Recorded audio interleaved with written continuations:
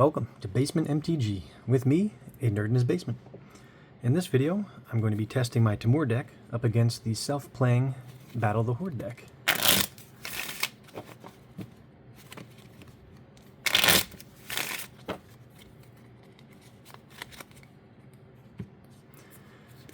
This deck, as well as all my decks, are casually built. Not built for any format in particular.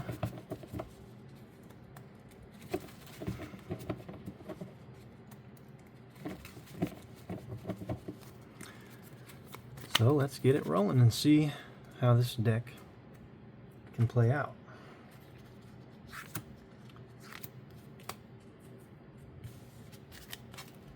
Alright.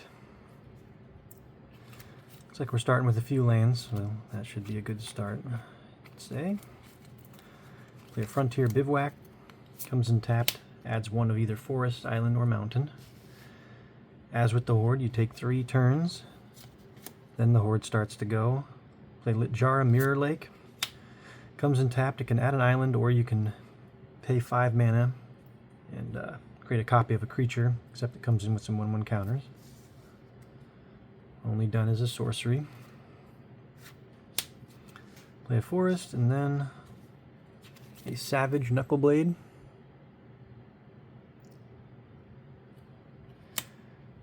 A really great card for 3 mana, 4/4, has various different abilities there. They're helpful. So the Hoard will start off with 2 creatures, a 2/2, haste, attacks each turn of Fable, and a 5/4. This is the only Minotaur I think in the deck that comes in tapped and doesn't attack right off the bat. So I'll block the 2/2 and go on my next turn.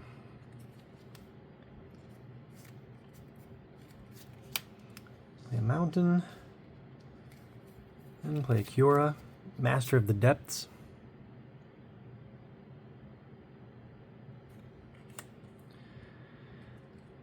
And since her first ability can untap a creature, I will attack the 4/4. Now you attack the deck directly, so it takes 4 off the top. A sorcery and a few creatures. Then I'll +1 Kiora. Untap a creature and a land.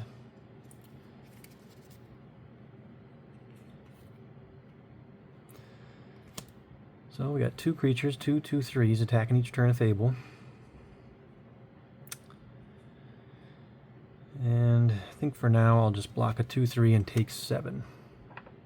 The 5/4 and the 2/3.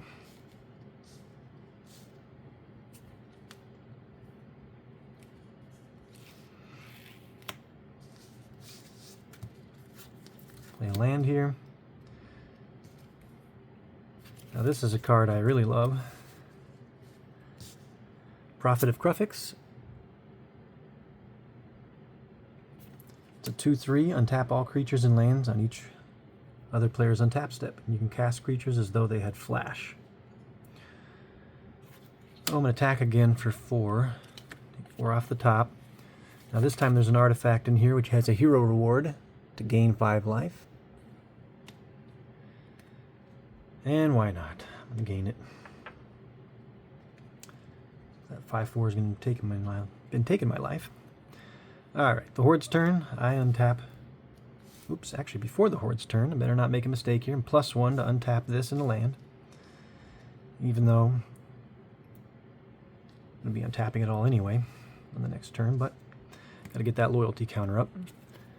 Here's 2. Now the artifact is not going in the graveyard, so I don't get a hero reward. It's coming on the battlefield. And what that means is next turn, the Hoard will be having 3 cards come out. It's always the 2 + 1 for each artifact. So now I have a 5/4 and 2 2/3s attacking. I could either flash in something, or I could beef up Knuckleblade here too. Which 1, 2, 3, 4, 5, 6. Since I have Devotion for this card, I'm going to play Kruphix, God of Horizons. It is a god. You have no maximum hand size. It's a 4/7 indestructible, and it will be a creature because my devotion to green and blue is above 7. So I'll block the 5/4 with the 4/7 Indestructible, the 2/3 to the Savage Knuckleblader, and the 2/3 to Prophet of Crufix, which will not die. These will. And then it'll be my turn.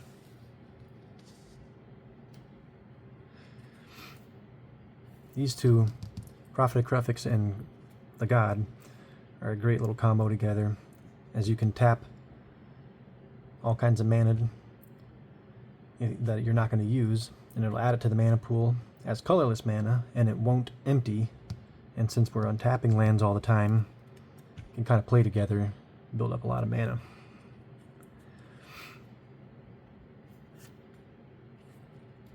So this time I will Dragon Claw Strike on Savage Knuckleblader.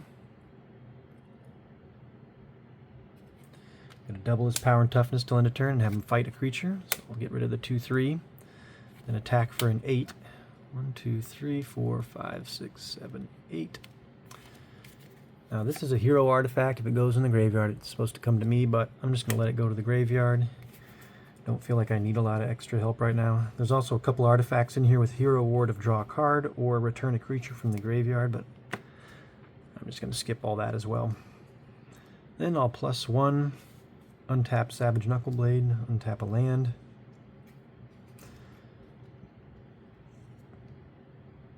And then I'm going to end turn. Well, so right here is what I'm talking about. Before I end turn, I should tap 3 for Crufix, so that way I end turn and I have 3 unused mana that stays in the mana pool. I'll just keep track of it with this dice. And it's colorless mana. Then everything untaps. The Hoard will be 3 cards now, due to the artifact. It's 2 2/2s, and a sorcery that gives Minotaurs first strike and must be blocked until end of turn. I'm going to utilize... Oh, it doesn't make a difference, so I'm just going to tap these. I'm going to flash in a Thunderbreak Regent. 4/4 flying. If a dragon becomes a target, spell or ability, this will deal 3 damage to that player. And I'll just tap 1 mana. It's going to go into there. But I can block the 2 2/2s. With these, it doesn't really matter. I can block them with anything. The first strike's not going to make a difference with these.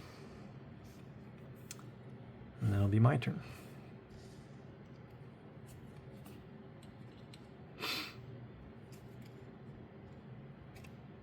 Okay.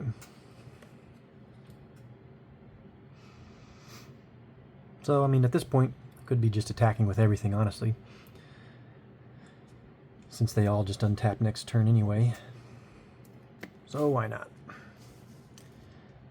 These tests are always just to test the deck's plays, the draws and the play. It's not really to beat the Hoard, but at this point, sometimes, you know, you can do pretty well to beat the Hoard, possibly. 4, 2, 4, and 4. And you might as well put up Knuckleblade +2 and get an additional 2 in there.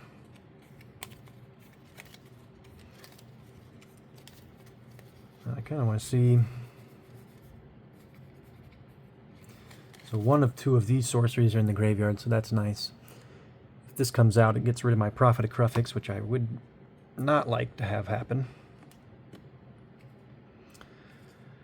Then before the end of turn, I'll tap 2 mana. I'm also going to +1. Untap a land, I'll tap it. So that way this adds to my colorless mana pool that Crufix the God is keeping. I put 7 in there at the moment. Then untap everything on the Hoard's turn. 3 cards. And of course, there's the other one. So it's 3 damage to all creatures. But in response to that, I'm going to flash in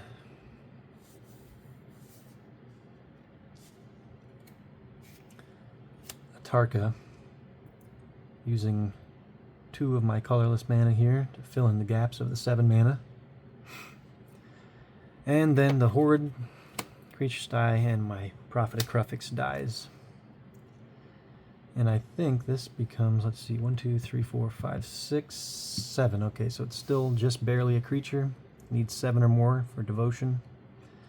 Green or blue.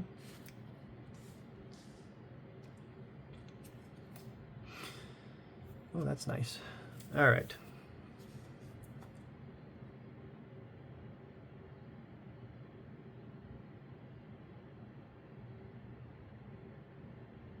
Well, just reading the end ability of Kiora, which it's an emblem, so it's a nice thing to have out, but I don't think I need that out yet. I'm going to play Karuga, a Macro Sage. When this enters, draw a card for each other permanent you control with mana value 3 or greater, which is 4. I'm going to draw 4 cards. 4. Actually got another land finally.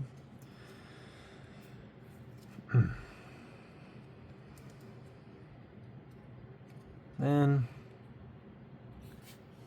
I'll attack with Knuckleblade. Actually, I'm going to attack with a Tarka. Get that 6 double strike. 1, 2, 3, 4, 5, 6. 1, 2, 3, 4, 5, 6. There's 12. Probably could have beat it if I attacked with Thunderbreak Raging as well. But it really doesn't matter. +1, untap a Tarka in this land. Then I can tap them, use 3 of these 5 mana, play Harbinger the Hunt. Just another dragon. Then it's the Horde's turn. At this point, I've pretty much beaten this deck, and this deck, the Temur deck, is playing exactly how I'd really want it. Did seem a little short on lands, but with this out, it was helping. Kiora helped at least pull it up another one, but that's the name of the game sometimes. Sometimes you're a little low on mana, sometimes you got too much mana. But overall, I think this played pretty well. In the hand, had a little more mana that I drew up. Old Domri Raid. And Scourge the Throne, another dragon. This deck, obviously, it's not completely full of dragons, but it is a little bit dragon heavy.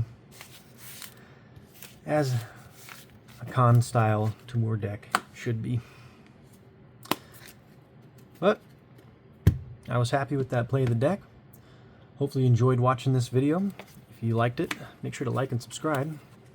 And also check this same deck out in a different video, battling the self-playing deck to defeat a god, and another video that showcases the cards in the deck. Testing the deck against these other 2 decks doesn't always show all the cards in it, so it'll be a separate video showing what's all in this deck.